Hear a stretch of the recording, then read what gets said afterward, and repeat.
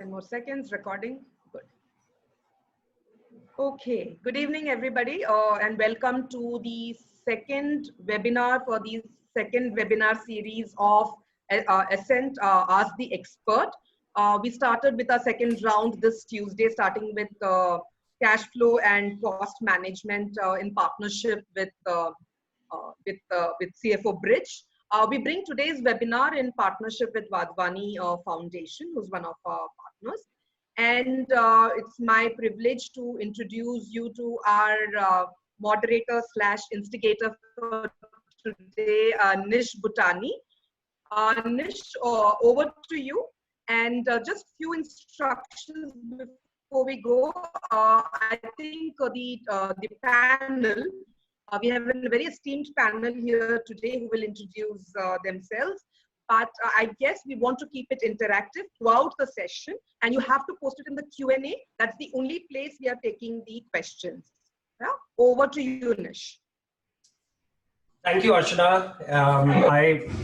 I much prefer to be instigator than moderator, because normally if there's fighting going on in a panel, that's a good sign, right? And there's no need to moderate.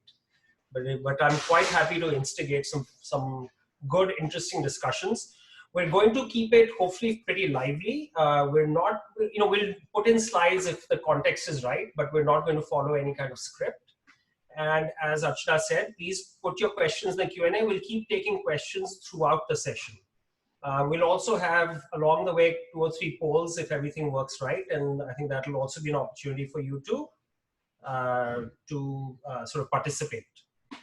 Now, let's get going. Our panelists today are Venkatesh Rangachari and Sachin Kamath. And I thought rather than introducing them, because introductions can get rather long, etc. And often people say so-and-so requires no introduction, and then they go ahead and give a long introduction. So this time with our esteemed panelists, I'm going to say they require no introduction. Even though all of you may not know them, what we will do is I will weave in as we discuss. It will be clear what they do. I'll weave in talking about them, but rather get into the heart of the matter itself. And maybe, at the end, we can just paste in our LinkedIn profiles or something like that, so that you guys kind of can scrutinize our backgrounds and know that we didn't really know what we were talking about. So Nish, I think they just need to know we are legit. So let's assure them that yes, we are all legit and we are experts. We've done the grind for a long time. Thanks for that vote of confidence, Venkat. Just trust us. Okay. So anyway, let me first turn to Sachin, who very interestingly, he runs an 86 salon chain operating in 6 cities. And this growth is, I assume it's in the last 3 months that you've had this growth, Sachin, because that's been experience. It's been around for a year and a half. Okay. So what does it mean to, a salon is probably one of the worst hit businesses in the context of COVID, right? So very few people can say they've had the kind of difficult business experience that you've gone through, right? In this kind of environment, what has marketing meant for you? I think it is meant exactly the same thing that it always has, which means it's all about creating value and offering it to your customer. But how do you do that? You can't cut any hair, so the value's gone out of the window. There's no value, right? But that's if you look at cutting hair as your value. Okay. But if you enrich, at Enrich we look at ourselves as somebody who partners with people. So the way we look at it, we say we help you look good, because when you look good, you feel good and you feel confident to kind of take on whatever the day throws at you. And yes, if you look at the last 3 months, the day has thrown a lot of things that you never knew existed, or made demands that you never had before. So there was serious need for looking good and feeling good.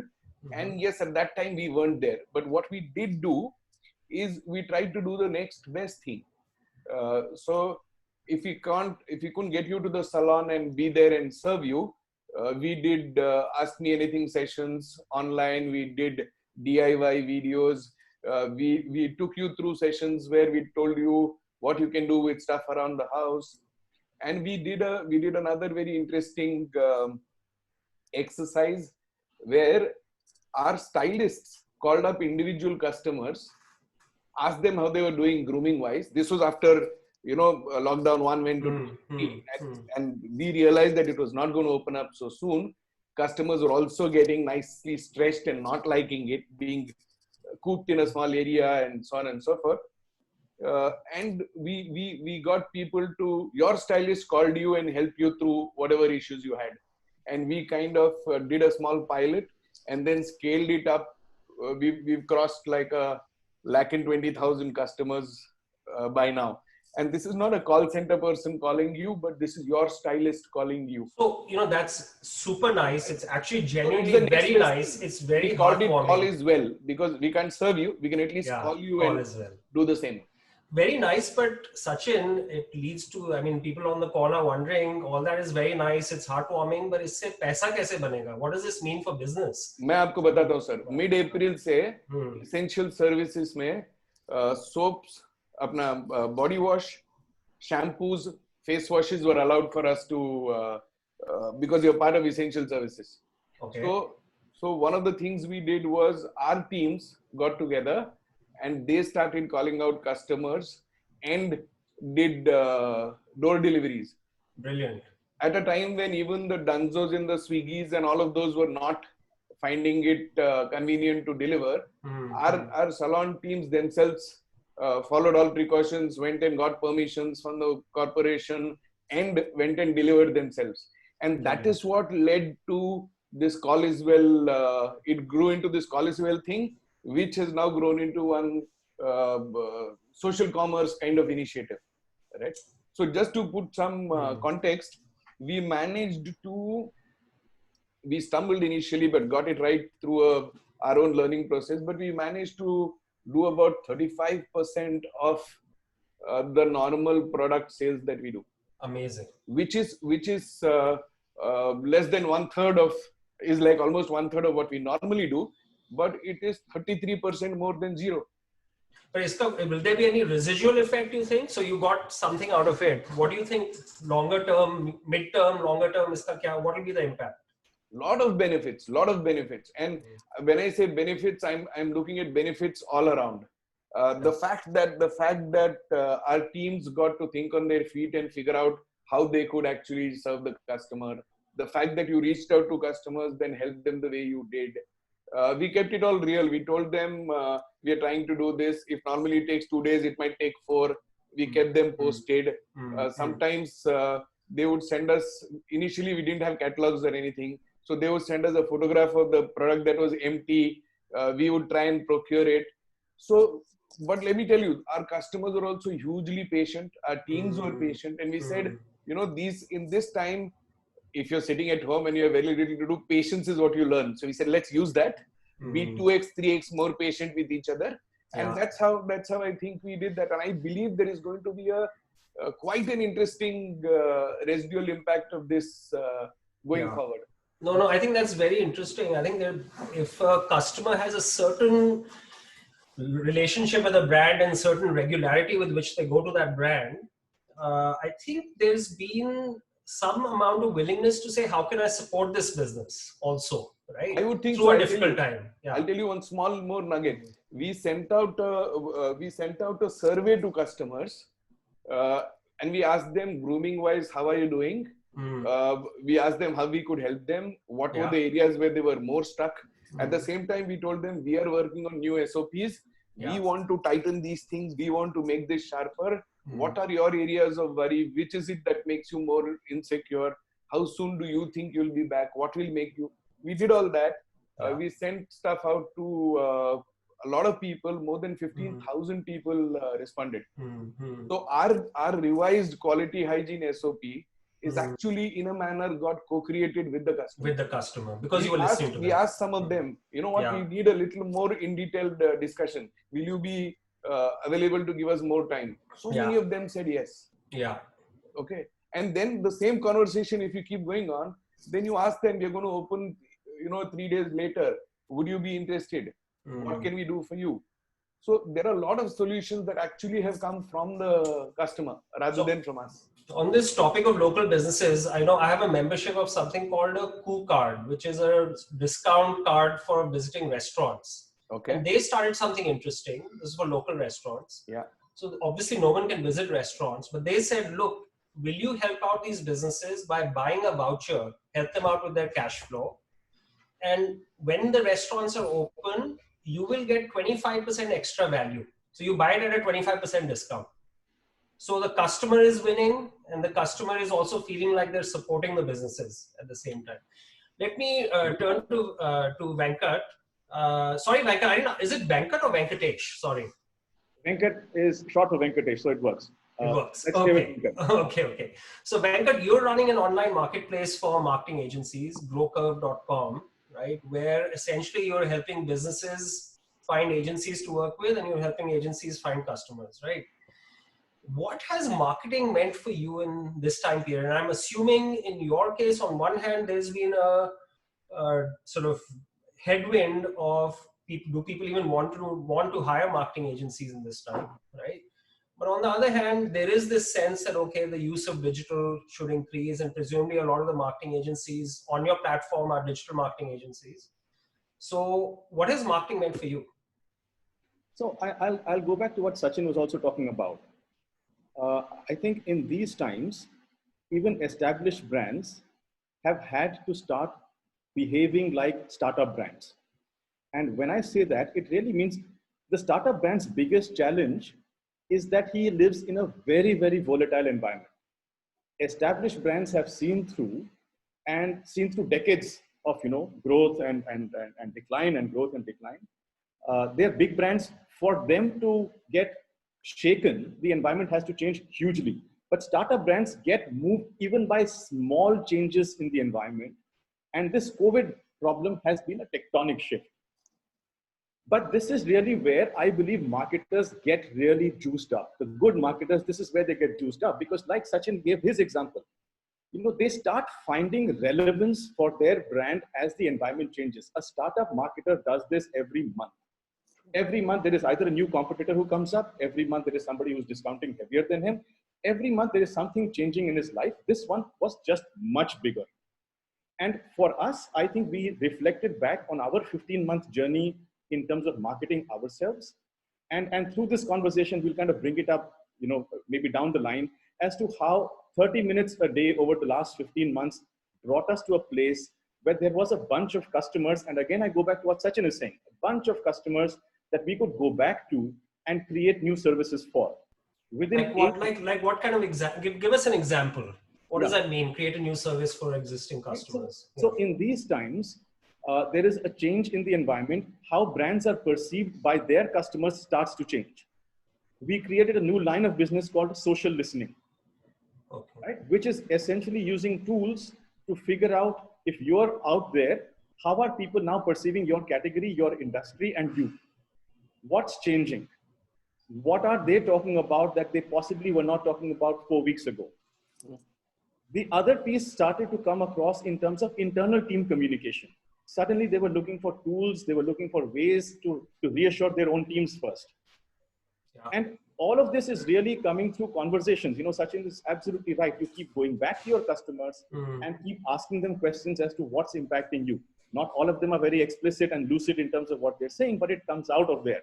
Yeah. But I will re-emphasize the fact that these 10 weeks, I think, have taught every marketer, large company, large brand, small marketer, early stage company to think like an early stage, to think like his life depended on it, to really believe that the world had changed and context and relevance had to be found very, very, very quickly.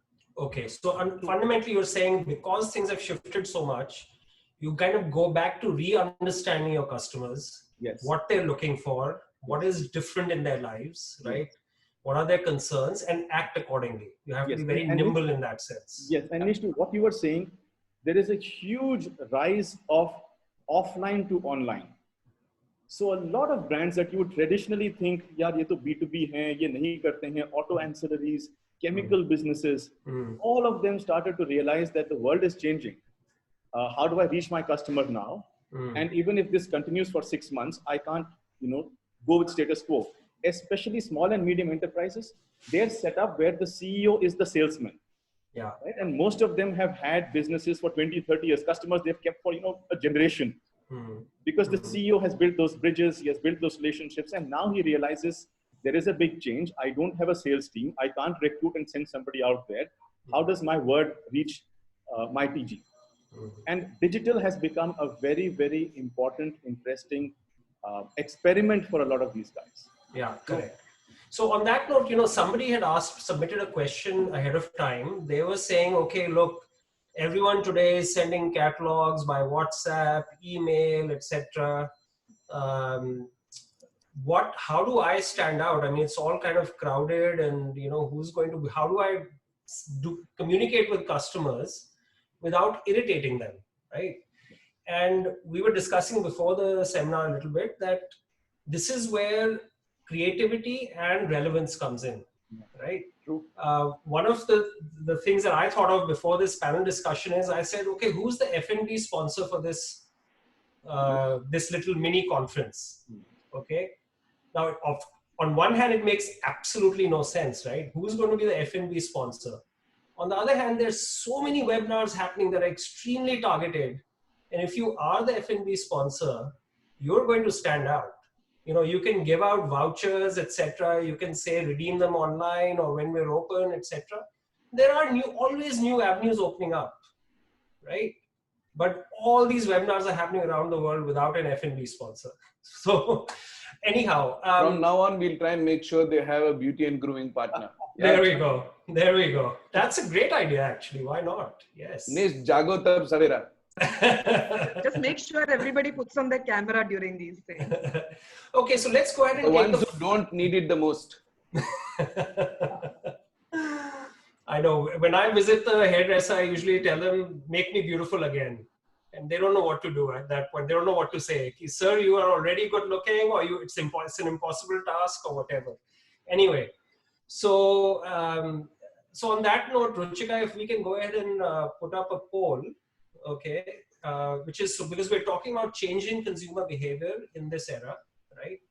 And one of the questions is, if you can put up the first one, which is, will consumer behavior change permanently in some ways because of this crisis? That is the question before us. And let's not give an answer. Let's not influence anyone. Let's keep our conversation going. We'll take about 30 seconds if everyone can please take the poll and say, will it change permanently, or will things just kind of go back to the way they were at some point, right?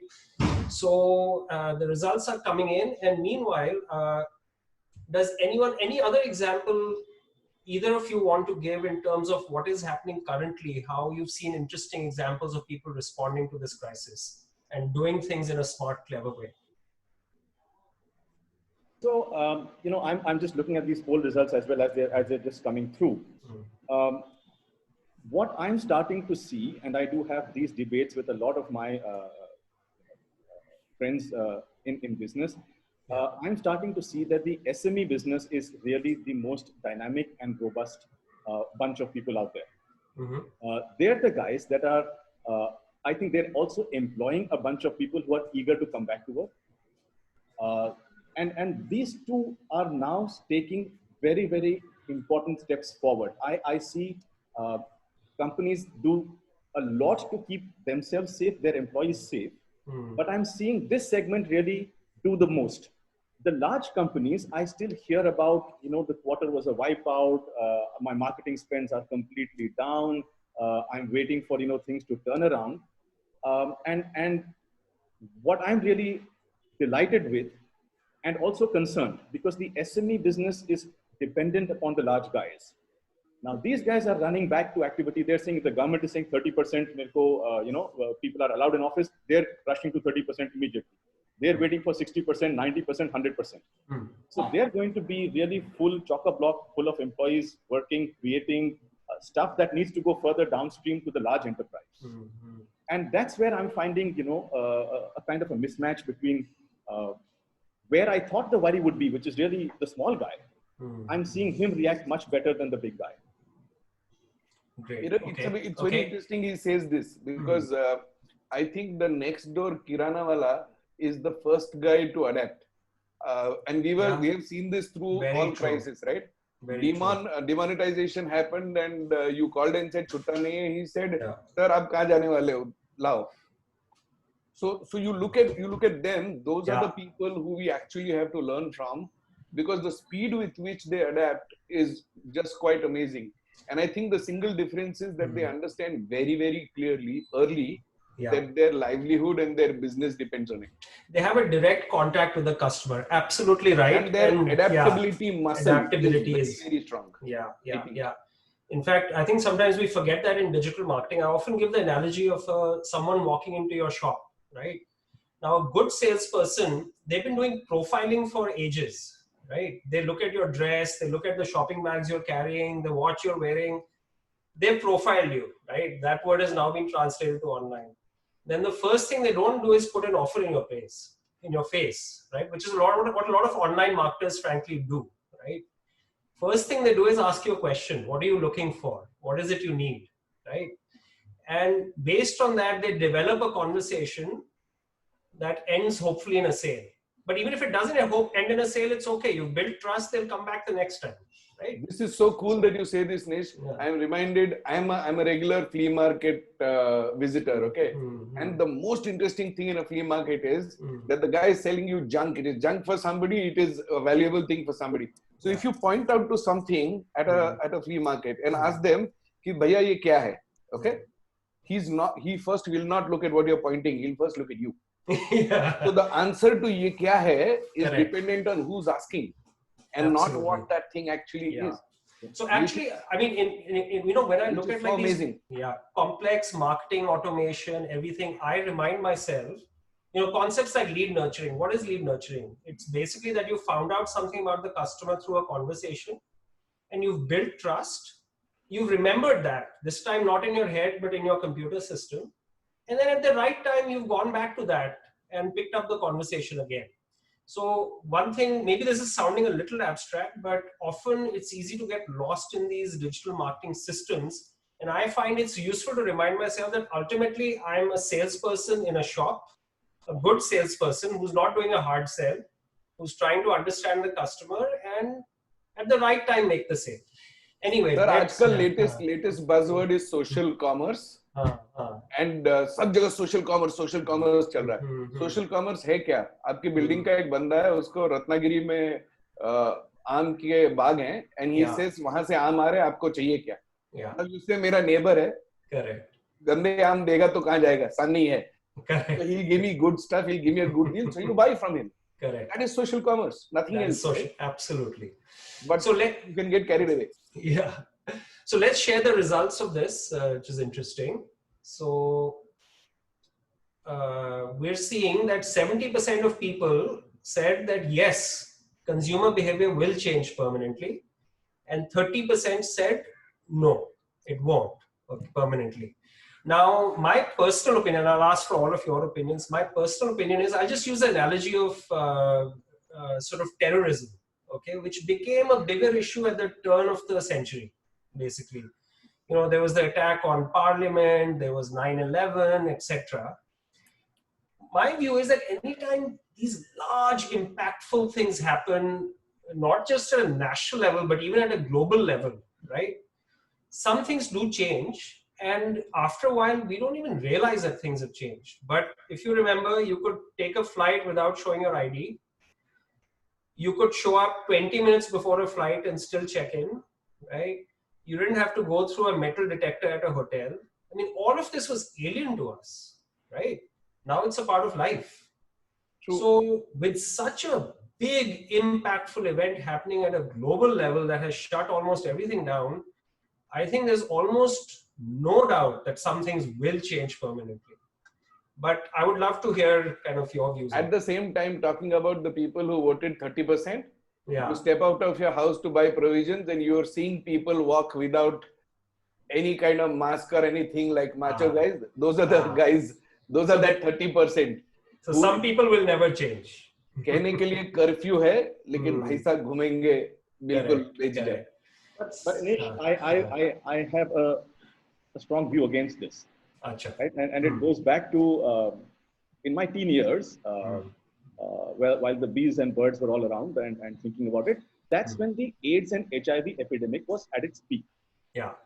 Yes, and there were Time, Newsweek, every magazine, had a problem saying, boss, the world is going to change. We're all going to die. We don't have a cure for this. And people were cautious as long as there was not a cure for it. Right? And today, once there is a cure for something and we know we can beat it, our fundamental arrogance as human beings will come back. But I would bet you that the number of percentage of people using protection is far higher than it was before the AIDS crisis. Yes, but so something has changed. Of course, and the market for protection has changed. Correct. Yes, of course. Will be happy to walk into a bar and have that temperature gun flash on their face. That they will do. But will they change going to a bar? No. Will they change, large gatherings? No. Will they change anything? Will they change being on Tinder and still having, multiple relationships? Nothing is going to change. Is might. Because if you can beat something, then why fear it?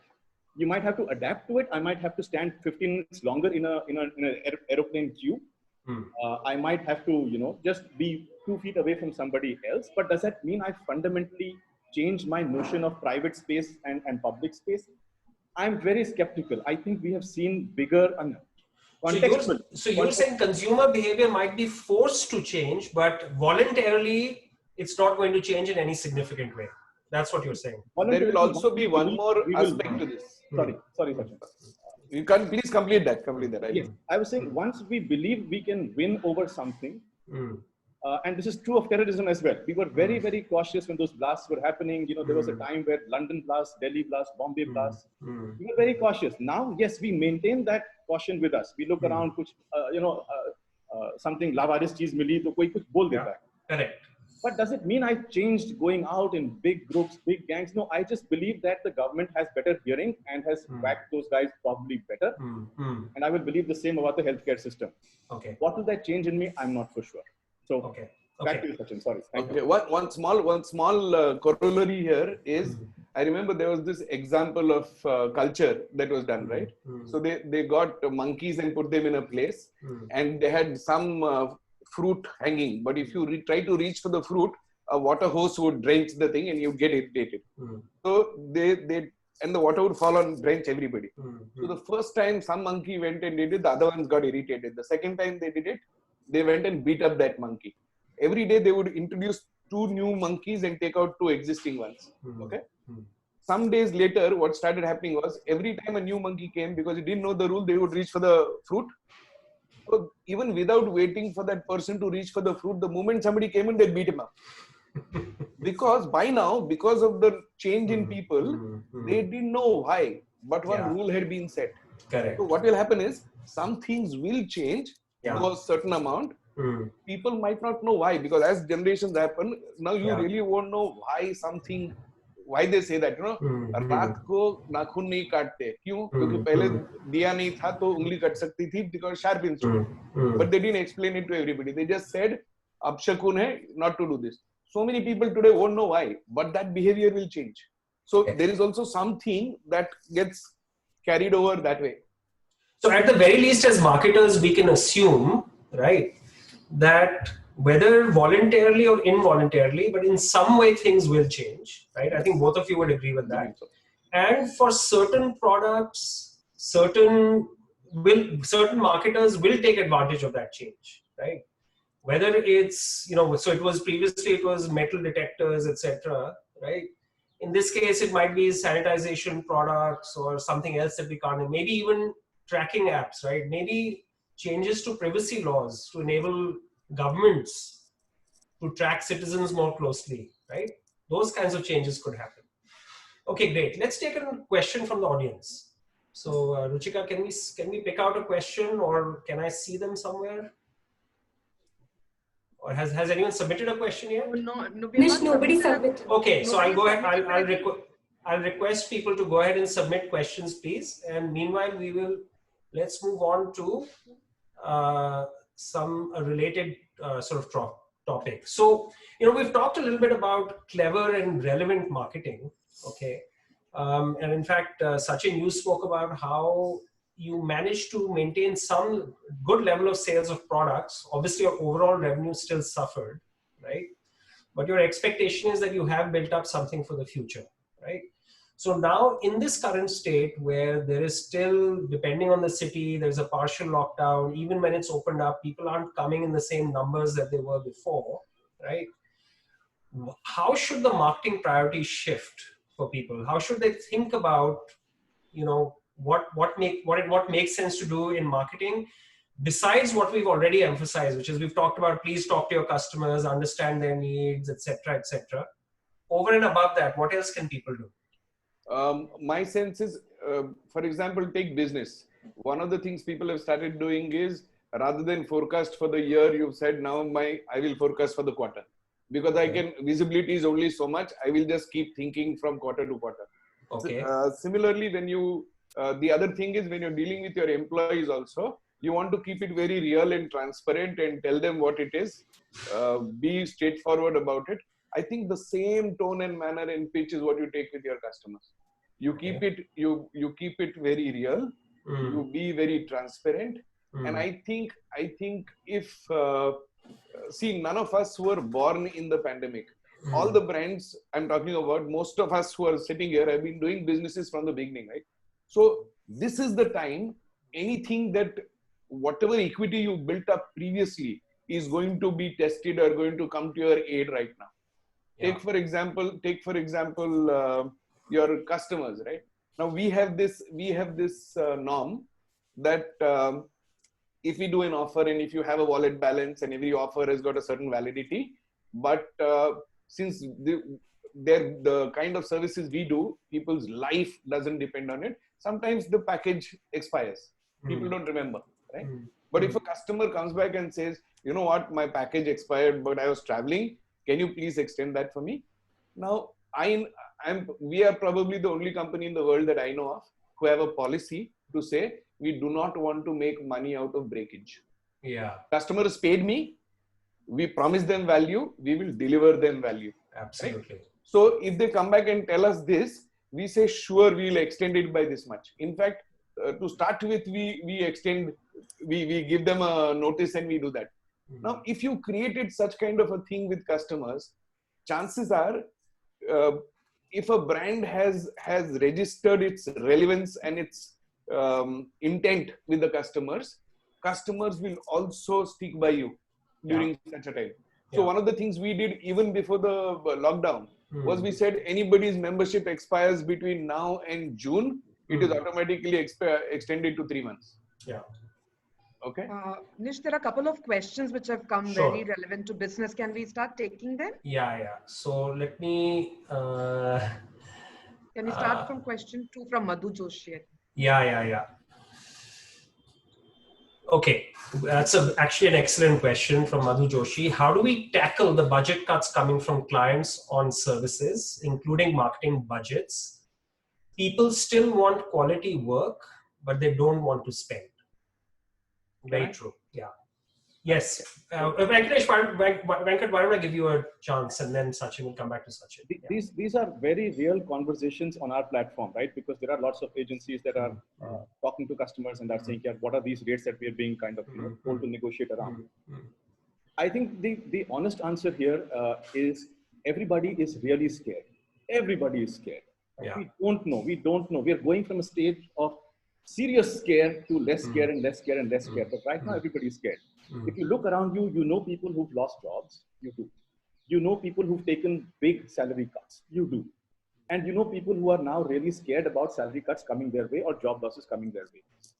I think given that context, what the client is trying to do is save his cash flow. Yeah. And what he's asking the agency to do is participate in his journey, because if that cash flow doesn't get saved, his future is not certain. Correct. So yes, it does mean that he's going to write a smaller check, but that's his way of signaling that I want everybody to survive. Correct. And I think the agency's challenge is true, that look, hey, if I'm going to get faced with a cash cut here, something's going to happen to people down the line as well.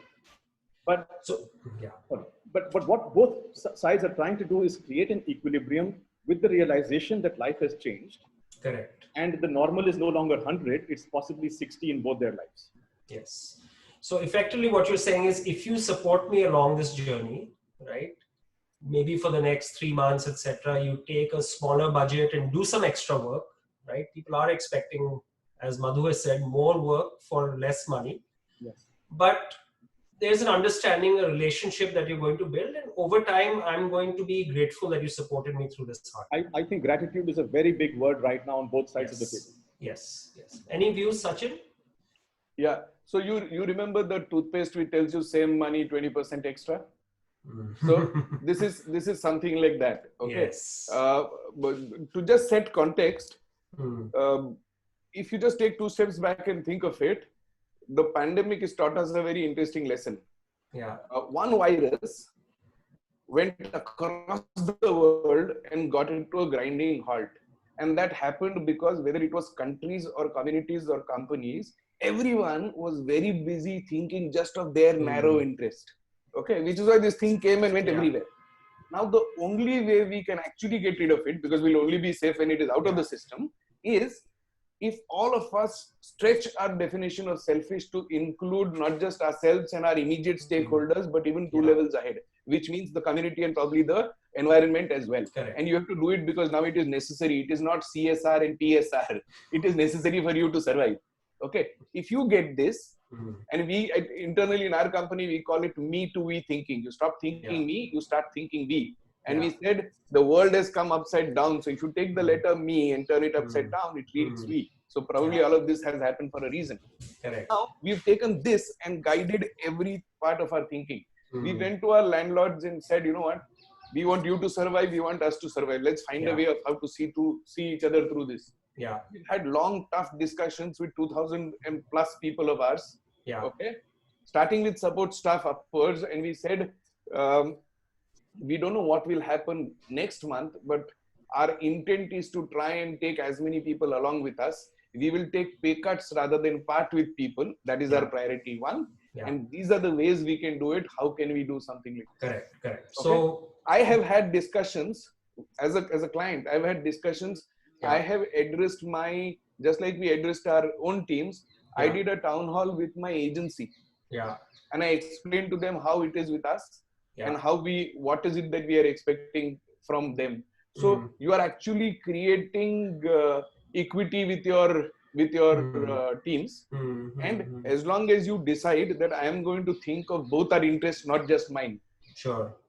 Then I think you're in a much better space. Great. Great. So I would think rather than new clients, try to retain your old clients. Absolutely. Right, work harder. Else will be targeting them otherwise. Absolutely. Work harder for your old clients. Unfortunately, Madhu, what it means is you have to work harder. This is the message from the panel. But I think if you put in that extra effort for clients, I've done this myself to protect revenue, put in the extra effort, do more than what was expected, right? And I think in most cases, people appreciate that.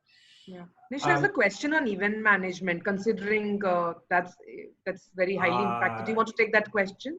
Yes. Actually, before that, what I'd love to do is I'll come back to that question. There's a question on skill development space, right?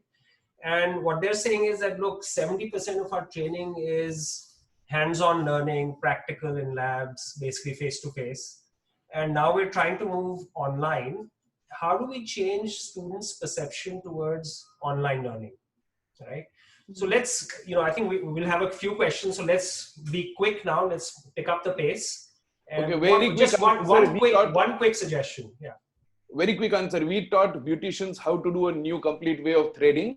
We taught them through e-learning videos and we got them to practice with people at home. And they finished their practicals and their theory both online. One online and one at home. Okay. It's possible. So maybe use parallel examples, but it's very doable. How about you, Venkatesh?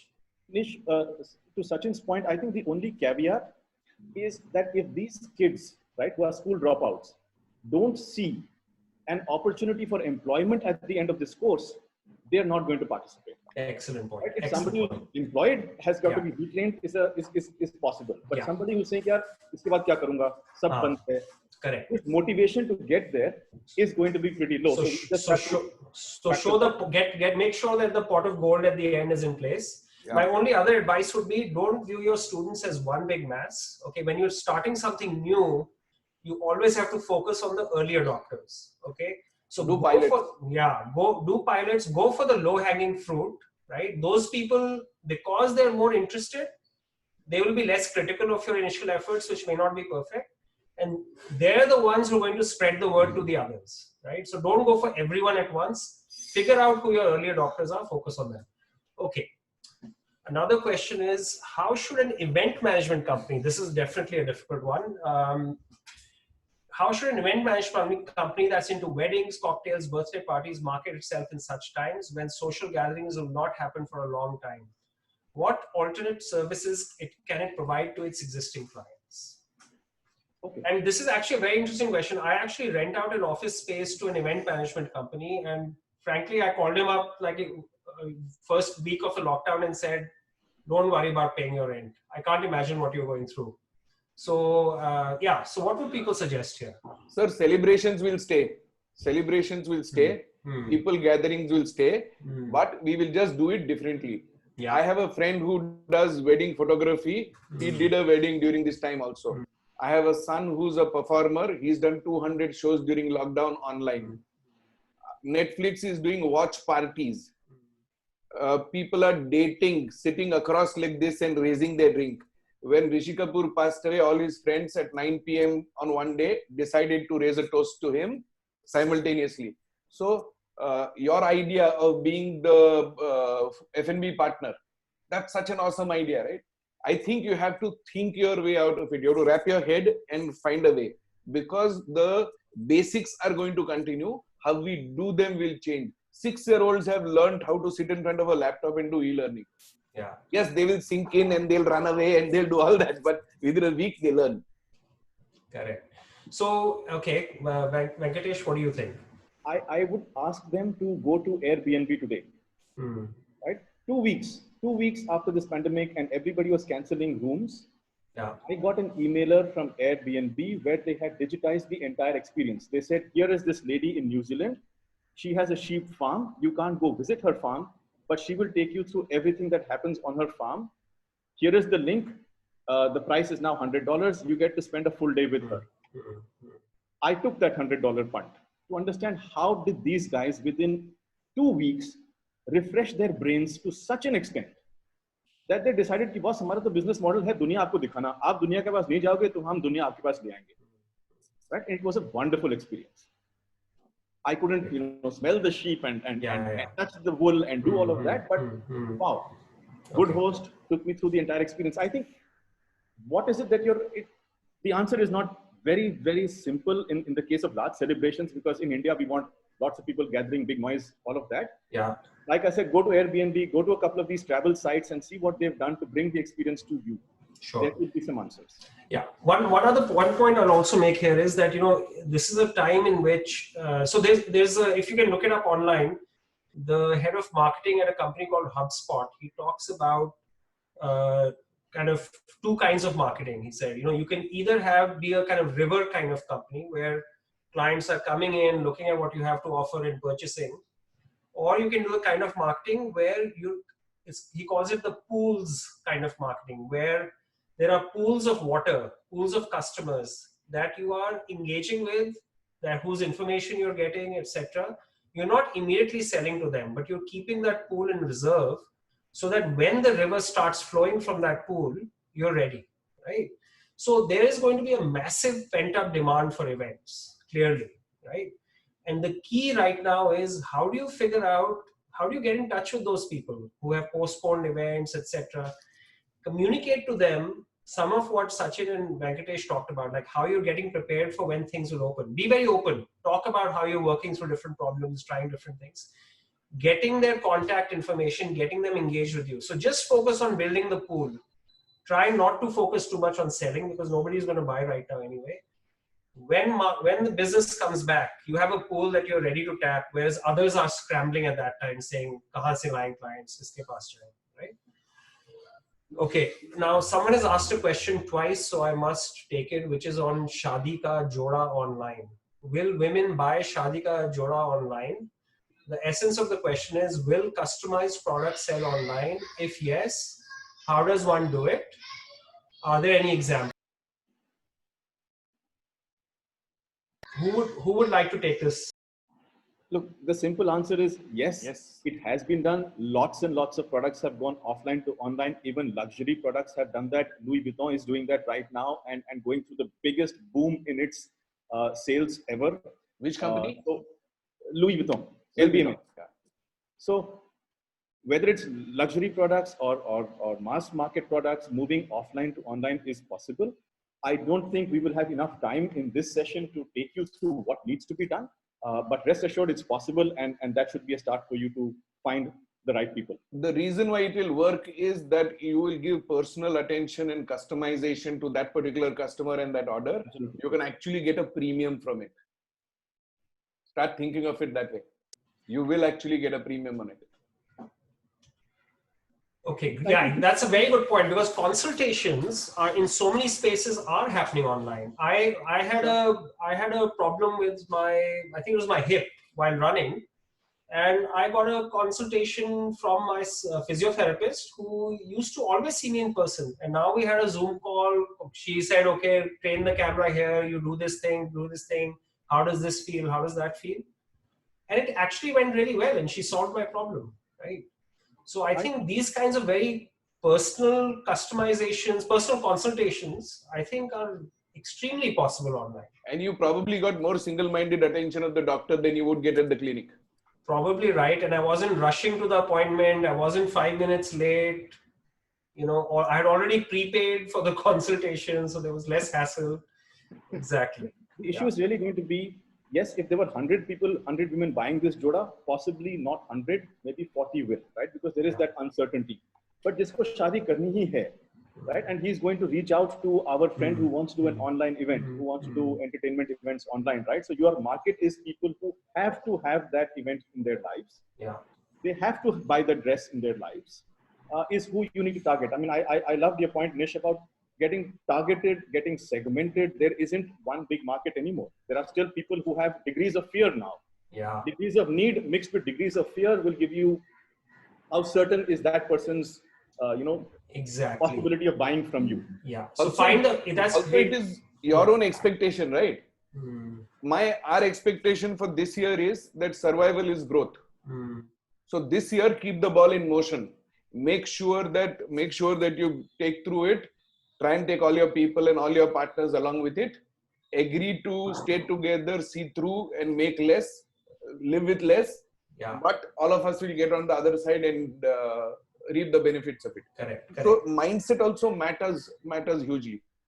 Absolutely. Yeah. How you approach. I have to remind the panel that we have 15 minutes, so if we can answer a lot more questions. Sure, there are sure. about we 10 lines. We can do that. Yes. There's one specific for Venkatesh also. Nish, you want to take that? Venkatesh. Okay, who's asked the question? Rajesh Kumar. Okay, yeah, sure. So, Venkatesh, how will the outsource sales team work in this time of uncertainty? How should we plan our model strategy in this time for an outsourced sales process for B2B services? Okay, so we had an interesting case recently of a very, very similar problem statement. What they started to do was they trained their outsourced sales team on LinkedIn sales, because it was a B2B product and service where they realized that the opportunity for the buyer or the number of buyers possible on LinkedIn was actually quite impressive. So they went back to a training program for these salespersons, converting them from an offline sales agent to an online sales agent, taking them through all the steps of how a funnel is built and matured simply by using LinkedIn. Again, these skills only develop with practice, right? So has the guy really got back all his business overnight? Absolutely not. But he is future ready. He knows that if the vaccine takes another 12 months, 15 months to come, nobody is going to shake hands with the salesperson in the near future. So he has that window to develop and enhance this skill so that when the world opens up, there are two sources of business development for each of the sales teams. So Rajesh, my suggestion to you would be, let's find a way of talking more about this, but it's been done. people have found alternate ways of finding and nurturing leads that doesn't require them to be out there, and it has proven effective as well. Great. I'm going to, a couple of actually interesting observations from people. One is that, of course, fee cuts have worked. When people have cut their fees, clients have been willing to move forward. Another is that, Vandana Sethi said that we carried out an annual promotion online where we collect money in advance. So you're giving a discount, but you're collecting money in advance. And because there was a high trust factor, it worked really well. And this again relates back to creating trust beforehand. Absolutely. That's very, very important. Again, relates back to that example I gave. You can support restaurants taking money in advance and giving you a discount for when things open up. Okay. So, Archana, do you have any recommendations for a question? Otherwise, I'll pick one up. There's one question about online sports coaching. Do you think online sports coaching... Oh, Venkatesh is getting very excited. There's your first customer.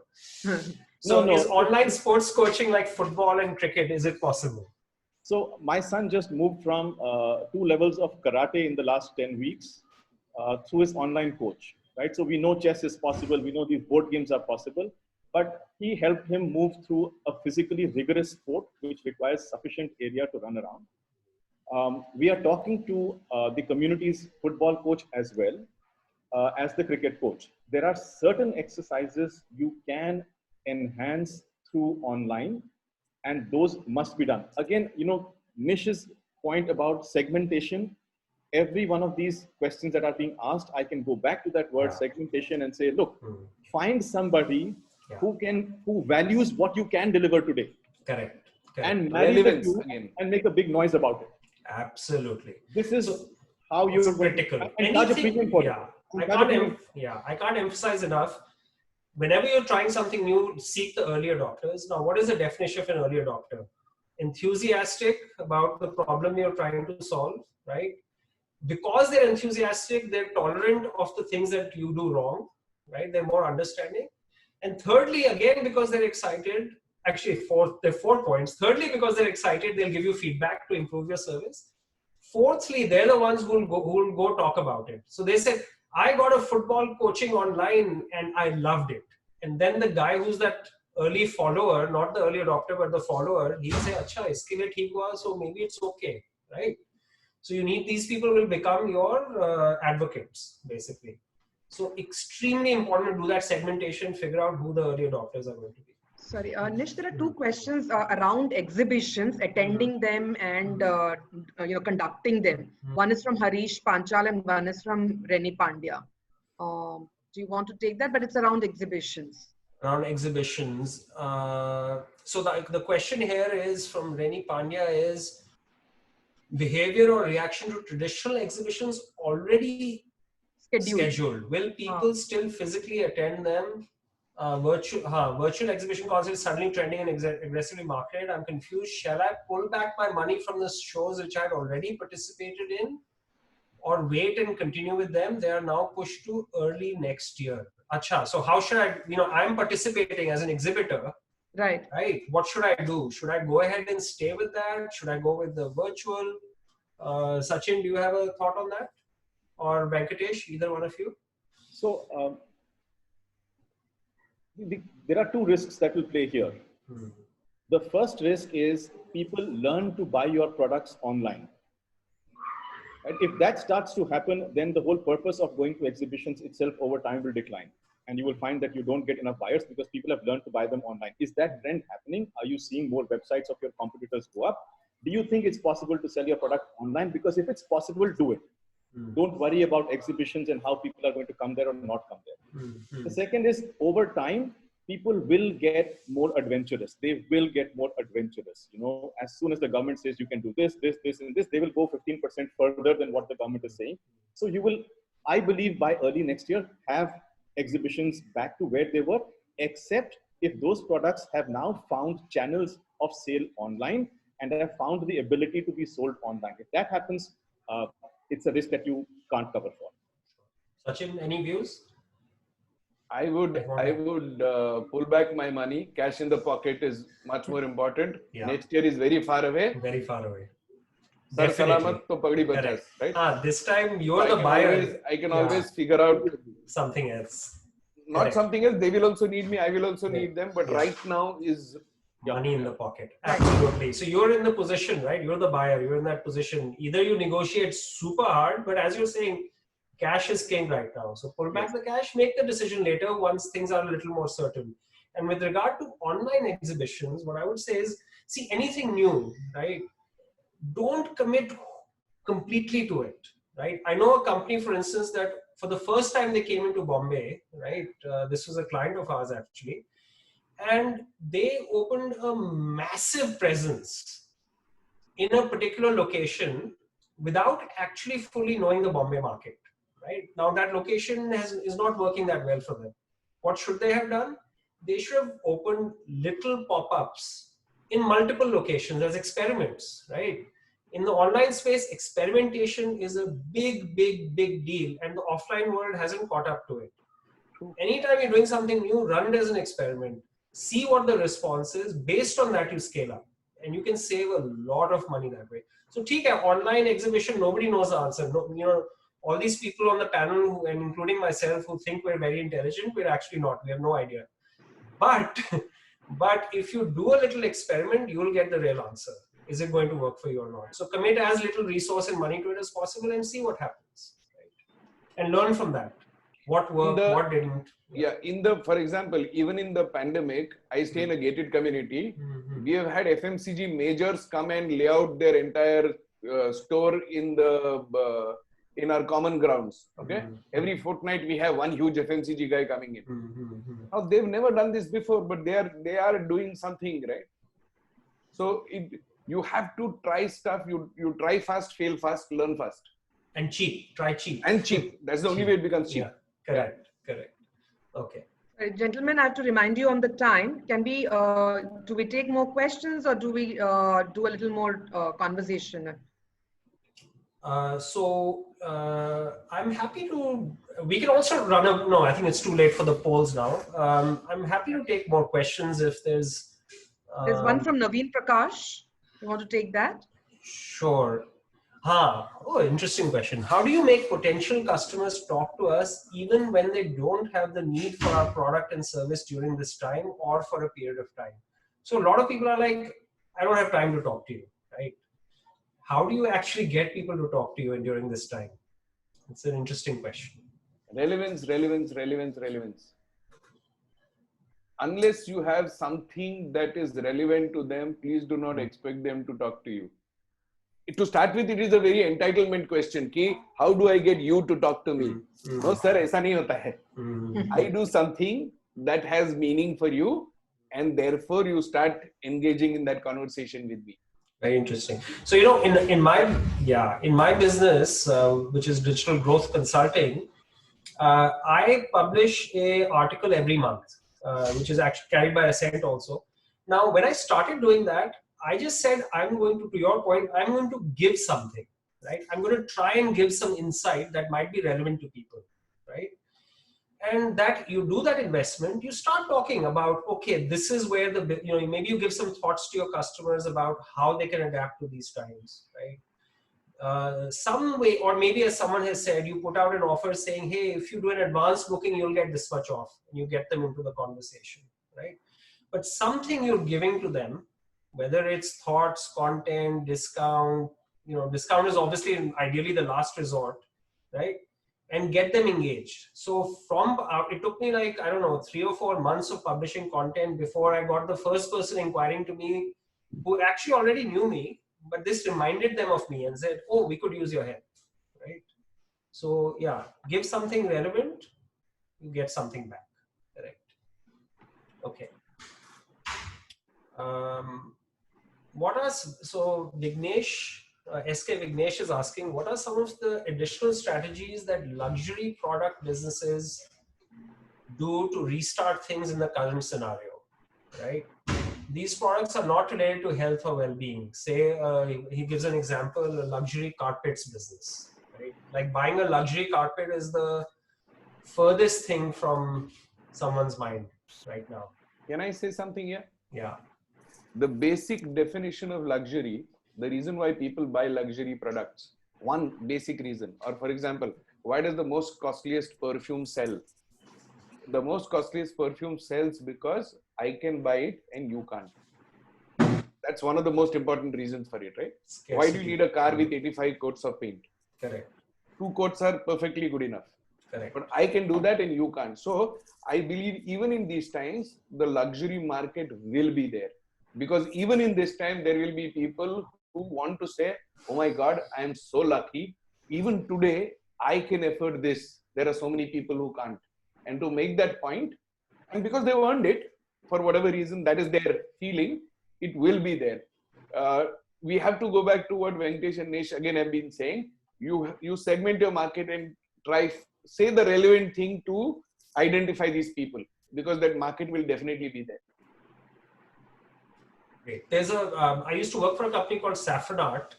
Now they actually auction luxury items online. And they've been doing it quite successfully even through this COVID. So there are 2 websites, saffronart.com and storyltd.com. Might want to check them out. If your carpets are high-end enough, etc., maybe the auctioning is possible. They've done interiors auctions before. Okay, now... So we are at 5 o'clock, Nish. Yeah. Can I request everybody to extend this for another 10 minutes and take a few questions? Sure, yeah. In fact, I'd like to take a couple of B2B questions because I think we've been focusing quite a lot on B2C. So there's a question from Vishal for Venkatesh. Would you be able to share 3 or 4 examples of best practices of change in B2B selling given the current environment, right? And related to that is a question, sort of related to that is a question, how do you structure a marketing plan as an SME manufacturing organization in the B2B space when people are primarily focused on price rather than any other elements of value? So those 2 questions. One is B2B selling techniques in the new environment. And the second is especially when you have a buyer who's really just focused on price and doesn't seem to care about much else. Okay. So I think both of them can be answered together. The problem right now is there are no successful case studies yet because people have only started to make these journeys now. But what are the journeys they are making? I can talk to you about a couple of those journeys and you can see what works for you. Principally, when B2B clients come to the platform, they meet agencies that talk to them primarily about content and putting that content out in front of clients, whichever platform those clients are likely to be found on. Because right now, the whole notion is offline to koi milega nahi. How do we kind of go online and how do we make sure your business funnel starts to continue developing online? So the first piece I'm going to say is find yourself a story and start creating content. This was our journey 15 months ago. Like Nish says, you know, we've been writing content, my co-founder and me, every week for the past 15 months. Nothing insulates us better than customers who know we exist, because for 15 months, we've been kind of giving them bits and pieces. What you do today will not impact or will not change you in 4 weeks, but 4 months down the line, you'll realize ki haan, meri story relevantly made, put before the relevant audience in the right mediums is a great way to start. And one thing I'll just add here, because, you know, a lot of people, when they talk about content, see, they give it to some writer who will put out something that's very like, okay, 5 points, bulleted, done. And if you're saying something that everyone else is saying, just forget about it. It's about telling the truth. And only you as the owner or a very senior person in your business, right? You know the truth about what's actually going on. The things that people are not always willing to say publicly, but which are very important insights for your customers, right? So just take ownership of your voice. You decide what's going to be said. Someone else can maybe write it for you, but you have to say those truths, right? That's what matters. The truth well told is a very, very famous quote by advertising great called Bill Bernbach. And he said, his definition of advertising was the truth well told. And it is never more relevant than it is today, right? I'll give you an example, right? I'm not trying to toot my own horn, but since that is the example occurring to me, one piece I wrote on digital marketing, I talked about how big companies, like I gave an example, right? I illustrated it on Google Marketing, like big companies like Porsche, Lexus with huge budgets, the state-of-the-art marketing systems, marketing automation, etc. How they were fundamentally doing the wrong thing when you went through Google and searched for products and went through to their website, right? Those kinds of things catch attention. अरे ये कैसे हो सकता है कि Porsche and Lexus, they're doing the wrong thing, right? So come out and tell people something that they may not realize, and from that you can draw a lesson, right? One small thing to add to this, in B2B particularly, because your teams are out there, make sure that each of them has started to get digitally savvy now. Every one of them needs to have a sensible LinkedIn profile. Every one of them has to have sensible digital profiles, digital personas. Do not ignore this anymore. And if you're looking for, what are the two things that are coming as big demands from SMEs right now, B2B, how do we get good, genuine, authentic content created? How do we put it out there? How do I get my sales team to start becoming more digitally active, alive, and relevant? So what about this issue of one small thing? I've heard so much conversation of B2C and B2B. Finally, I want everyone to remember it is H to H. It's human to human. वो B2B होगा, लेकिन एक human इधर है, एक human उधर है. If you can reach out to the human in that guy, well said, right? Then your relevance can be set, your intent can be set, and then whatever you're saying, you got somebody listening there. But okay, which Sachin is ठीक है, but the person who's asking कि अरे my buyer is only focused on price, ये तो आप बहुत अच्छा कह रहे हो, human. He's not even acting like a human. He's acting inhuman. If they are focusing only on price, which means what you're selling is a commodity. So the first thing to do is to try and get a genuine differentiator. If the only conversation is price, then be the price that nobody can beat. Yeah. Because that is your only skin in the game. If that is starting to hurt you, up another iron in the fire. Correct. You scan the market and figure out what that has got to be.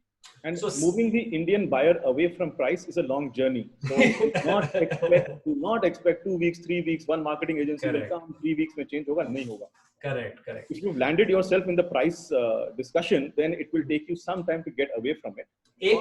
I'm also going to tell you one small thing, which I think Venkatesh will also bear me out on this. Don't think, any agency will come and they will do your job for you. Remember, you know your product the best. The best answers come not from people who are experts. They come from the best questions. Yeah. As the business owner, as the domain owner, you know your business. Be ready to, don't turn around and say, abhi consultant aaya, abhi agency aaya, wo kar lenge. Correct. You have to give the brief. See, that's absolutely right. I mean, outsourced sales, and especially in this kind of environment, is actually very difficult, because I think you have to really understand your customers, take ownership of their problems, and then talk to them. So actually, as founders, we all have to be out selling. And if we're not able to sell, if the scale is such that it's not possible, then we better invest a lot of time in getting in the right salespeople who you can train. And even if it's outsourced, make sure those people really, really understand your business and what you're trying to do. But I'm going to say something very dangerous. In a event full of entrepreneurs, I'm going to tell you one thing that a lot of entrepreneurs say to agencies, which is absolutely sad. They will get an expert and then say, do what is best for us. Why? Because I've hired you, now you're the expert. They are an expert in the solutions. You have to define the problem. Nobody knows the problem the way you do. Absolutely. And they are only going to be able to answer once you set the question correctly. Correct. Great. Well, on your point about price and value, there's a marketing guru, Seth Godin. I'm sure many of you have heard of him. He's not only a very wise marketer. I would encourage anyone on this call who's interested in marketing, which should be everyone, to please follow him. He's not only a great marketer, he's also a great human being from everything he says. And one of the things he said was that, you should tell your customers, yes, you will pay more, but you should also be able to convincingly say, but you will get a lot more value back, right? Yes, you'll pay more, but you'll get a lot more value back, right? And that's something that all of us, I think, we're trying to build in our business to be able to say that very confidently, that we're not going to be a commodity. We're going to deliver more value than what the customer is paying for. Great. Nish, 2 more questions because we're really running out of time. Okay, sure. Let's see. Okay, there's one from, let's take one from Kuntal Malia.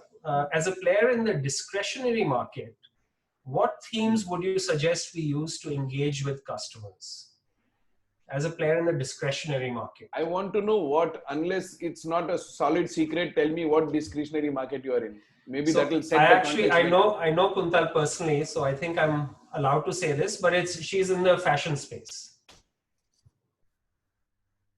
That is the market for expressing individuality, and that's such a wonderful. Right now, if anybody needs that, they want to express themselves because they've been cooped up like this, right? So self-expression is one theme. Huge theme. Huge theme. Yeah. And actually, I think that will resonate with Kuntal, knowing the business that she's in. Yeah. They actually have a big opportunity in front of them. Yes. Fashion space, yeah. Yeah. Okay. Last question from Bhavin. I am in signage business. Since retail is slowly shifting to online, how do you see the retail business doing in the near future? So he does signage for retail businesses, right? Where can they innovate, given that this whole omni-channel world that's developing? He does signages, so he should do signages for hospitals and for any other place that people go to right now. He's in the wayfinding business, not in the retail signage business. He helps people reach destinations through signages. So he has to relook at how he can again become relevant using his expertise. Interesting.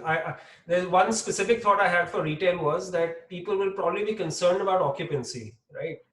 So can you create a signage solution that shows occupancy and the same number as it's displayed in a store outside or inside is also on their website? So at any time, someone can go and check, right? They can sign up for an alert. When the occupancy is below a certain level, shoot me an email. So then I'll go to the store at that time, right? Nish, we are working on something like this. In a week's time, it's going to be out. Lovely. Okay. There you go. So Sachin's already a leader in this. Okay. Super.